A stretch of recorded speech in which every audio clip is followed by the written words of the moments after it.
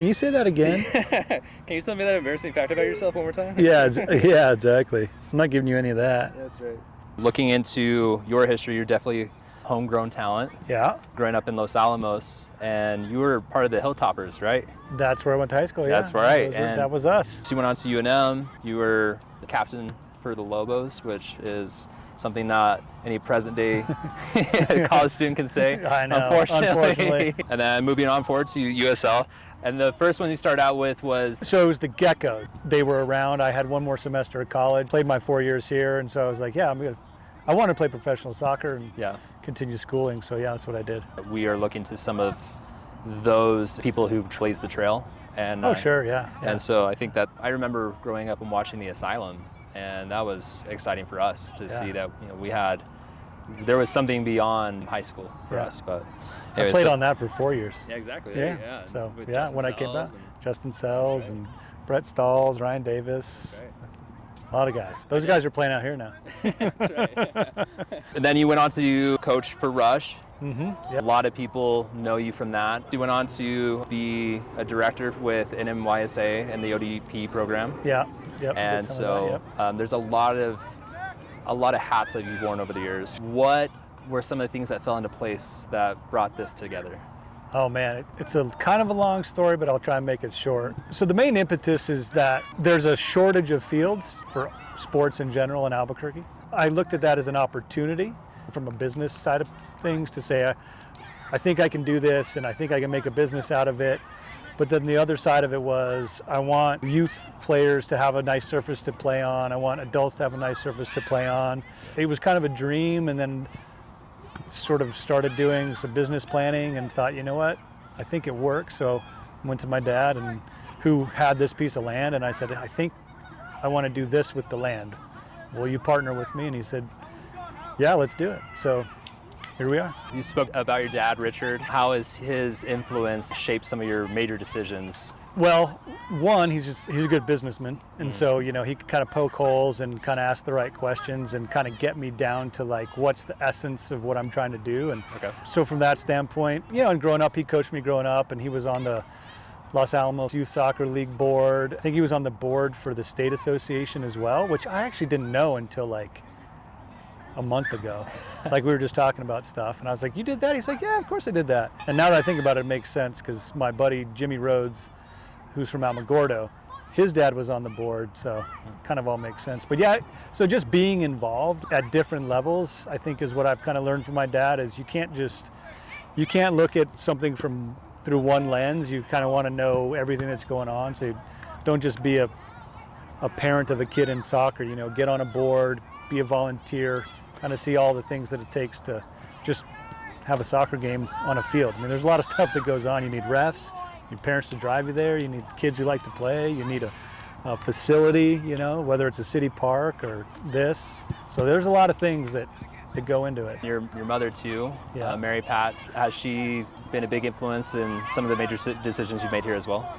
Yeah, one, she's super supportive, and then she's really good she's a real people person. So I think she's helped me through example, like, how do you deal with people that might be upset? I mean, she was the county manager in Los Alamos for a period of time, so she had people coming at her all the time. She was director of the library, so she had people coming to her all the time with complaints and things like that, and she just kind of handled everything with grace. So, I don't know if she's made too many decisions about how this is going to work, but I can tell you it wouldn't work without her influence. Yeah, definitely a lot of support from behind, being part of real estate. Mm-hmm. What has that expertise kind of led you to seeing this piece of land? Wow, this is a perfect fit for this. Yeah, it had a big influence. I mean, the first thing you do, like with a vacant piece of land, is you think about what the highest and best use is.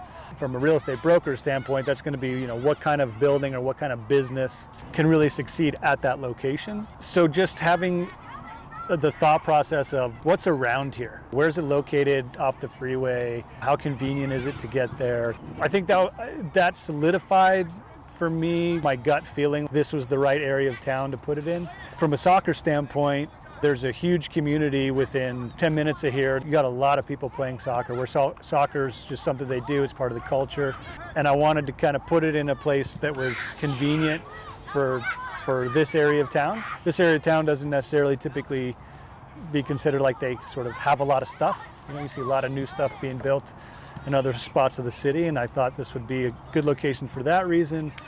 It's right by the airport, it's right off the freeway, so yeah. Participated here in a tournament. Stepping onto here, this is definitely a place where you think, wow, someone has actually invested into our community, someone has invested into our hobby or passion. I would even compare it like this is one of the shrines to soccer in Albuquerque. Yeah, it's funny you kind of say shrine to soccer, because it's a little cheesy to say, but it's kind of like a love letter to soccer.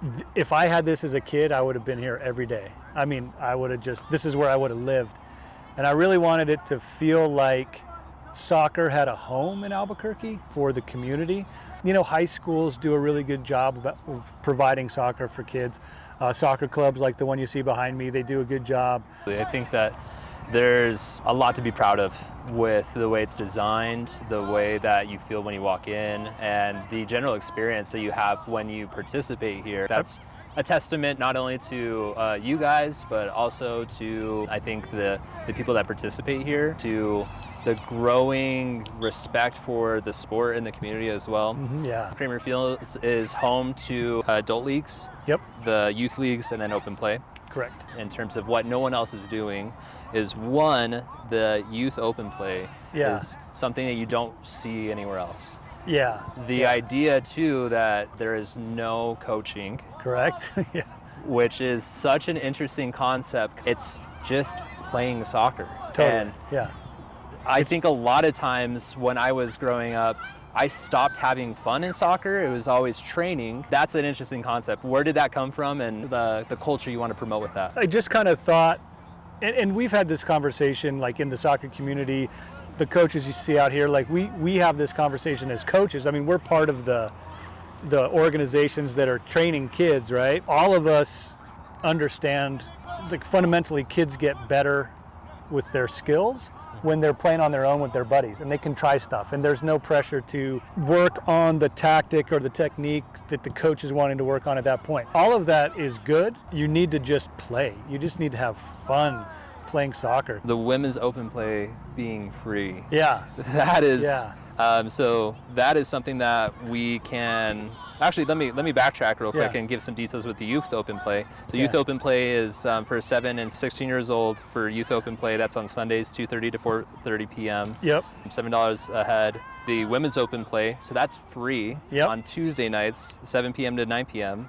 That's 16 and above. So the decision to make that free, what motivated that? Not as many women play soccer as men, but in youth soccer, you know, probably up to, I think, like 15 or 16 years old, I think it's pretty even, if not more women's or girls teams. I'm basically trying to build a community of women soccer players so that they can form teams and kind of join leagues and kind of do the same thing that's happening with the men. Because my men's leagues are, during the week, are full. Figured I'd introduce them to the facility, and then hopefully from there they make connections and form teams and do that. So. Also, finding out that you have a women's tournament coming up.